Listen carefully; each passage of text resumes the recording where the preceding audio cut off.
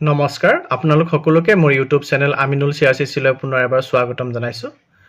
গুণোৎসৱ 2024 ৰ ফলাফল কেতিয়া ঘোষণা কৰা হ'ব?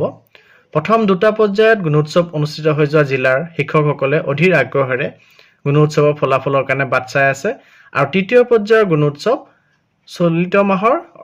5 ফেব্ৰুৱাৰী অৰ্থাৎ অহা কাইলৈৰ পৰা আৰম্ভ হ'ব গৈ আছে। কিন্তু এই গুণোৎসৱৰ ফলাফল আমাৰ চলিত মাহতে অৰ্থাৎ এই ফেব্ৰুৱাৰী মাহতে ঘোষণা কৰা হ'ব শেষৰ ফালে, কিয়নো আমি সকলোৱে গম পাওঁ যে আগন্তুক আমাৰ পঞ্চম আৰু অষ্টম শ্ৰেণীৰ কাৰণে 20 ফেব্ৰুৱাৰীৰ পৰা যি পৰীক্ষা আৰম্ভ হ'ব, পঞ্চম আৰু অষ্টম শ্ৰেণীৰ কাৰণে সেই পৰীক্ষাটো বছৰীয়া পৰীক্ষা হ'বলৈ গৈ আছে আৰু বছৰীয়া পৰীক্ষাৰ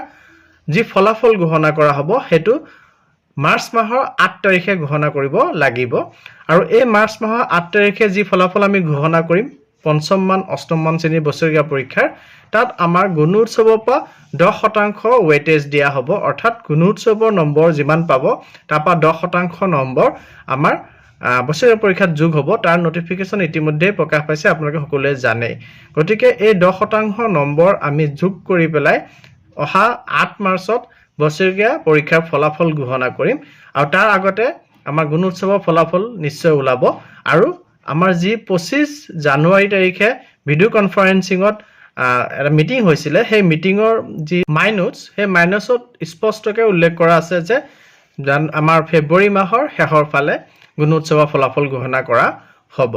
গতিকে আমি বেছি দূৰ অপেক্ষা কৰিব নালাগে, এই মাহৰে শেষৰ ফালে আমি গুণোৎসৱৰ ফলাফল পাম আৰু সেই ফলাফলৰ 10% ৱেটেজ আমি বছৰীয়া পৰীক্ষাত দিব লাগিব,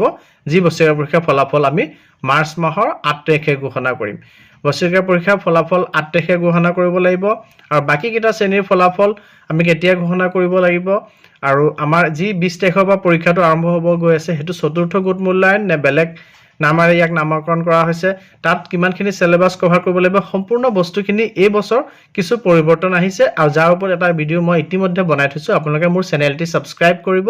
কৰি লৈ পেলাই যদি আপোনালোকে চাৰ্চ কৰে তেতিয়াহ'লে আপোনালোকে দেখা পাব যে এইবাৰ যি আমাৰ ফেব্ৰুৱাৰী মাহৰ পৰীক্ষা অনুষ্ঠিত হ'ব সেই পৰীক্ষাটো কি পৰীক্ষা নামেৰে নামকৰণ কৰা হৈছে, তাৰ চিলেবাছ কিমানখিনি কভাৰ কৰিব লাগিব, তাৰ ফলাফল আমি কেতিয়া ঘোষণা কৰিব লাগিব আৰু বছৰীয়া পৰীক্ষাৰ চিলেবাছ আমি কিমানখিনি কভাৰ কৰিব লাগিব